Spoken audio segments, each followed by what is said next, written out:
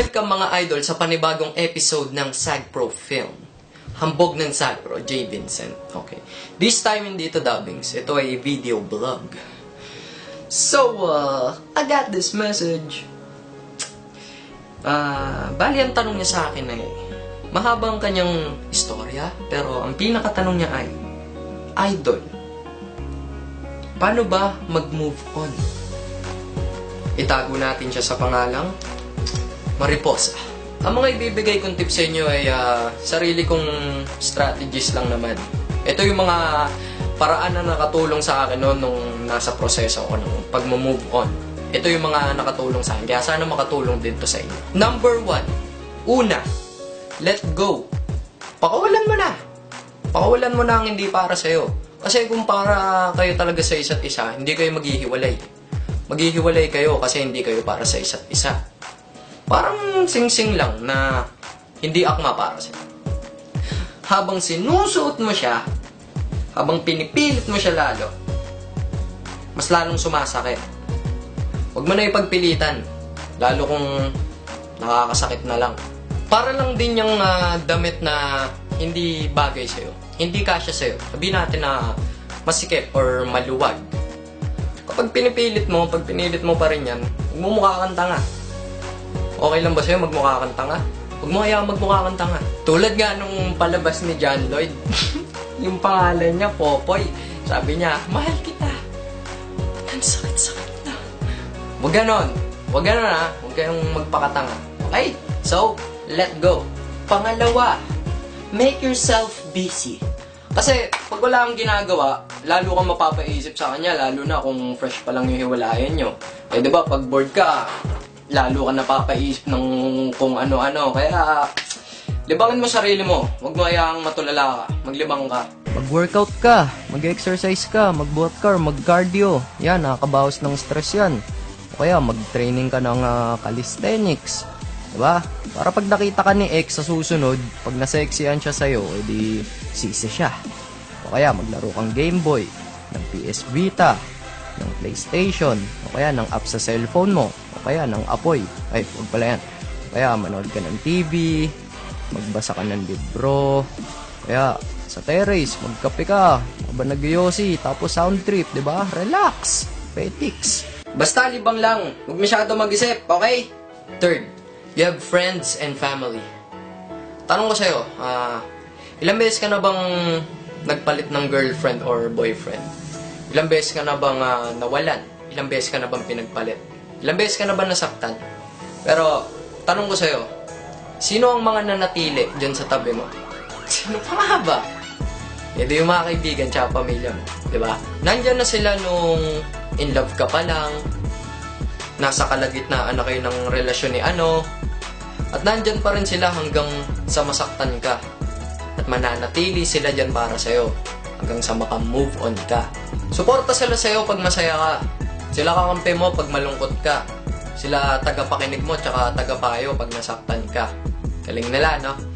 Huwag mo hahayaang ipagpalit mo yung maraming taong nagmamahal sa'yo sa isang taong sinaktan ka lang. That's a big no! Ika-4, music. Ito ang pinaka-paborito kong part tsaka ang pinaka-paborito kong ginawa kong paraan paggawa ng music. Lalo na kung katulad kitang rapper or musician, pansinin mo yung mga yung mga composer. Kung yung relasyon man nila nasa sitwasyon na masaya or malungkot, basta kahit anong sitwasyon, nasusulatan nila ng kanta. Kasi para sa akin, ang lyrics ng mga kanta namin, yan yung bulong ng puso namin eh. Pero eto ang payo ko huwag kang makikinig muna ng malulungkot na kanta. Lalo na pag broken hearted ka. Kasi pag broken hearted ka tapos yung sound trip mo pa emotional, lalo mong madadama yun. Example,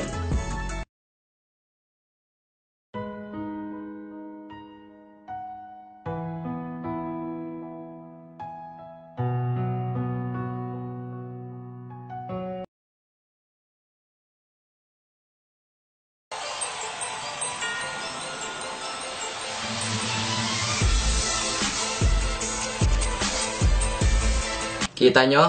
Pinapanood nyo pa lang, nakakaiba na ng mood, diba? Nakakaiba na ng dating. Depende yan sa music na gagamitin nyo. ang talagang malakas ang impact at ang kapangyarihan ng musika sa mood at feelings ng mga tao. Huwag mong masyadong damdamin, men. Huwag kang makikinig ng mga emotional na kanta tapos sasabayan mo ng mga lungkot-lungkutan moves mo. Huwag kang mag-imagination na nasa music video ka. Huwag ganon, Dre. Huwag ganon. Huwag masyadong dibdibin. Gamitin mo yung pakikinig ng musika sa positibong paraan. Panglima at ang panghuli, enjoy and move on.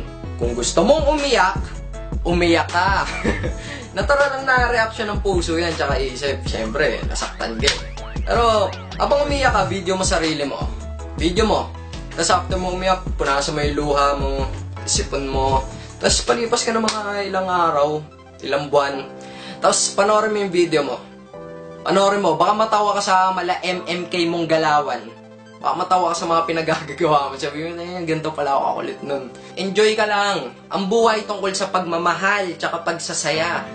Di kasi nilang sa mundong to para pagmukaing miserable na isang tao lang. Sabihin man natin na para sa'yo, ikaw lang ang nag-iisa. Ikaw ang pinakakakaiba sa lahat. Maging totoo naman sa sarili mo, men. Maging totoo ka. Ilang beses mo na sinabi yan. Basta, enjoy and move on.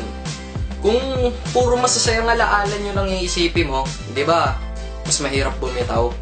Ang pagiging masaya sa relasyon, part lang yan. Pero kung masaya talaga kayo, bakit kayo naghiwalay? Di ba? Di ba? Maghigante ka, pero sa mabuting paraan. Paano? Pakita mo sa kanya na masaya ka kahit wala siya. Kaya mo bang ganito itsura mo habang nagpipisi ka? Habang siya naman ganito.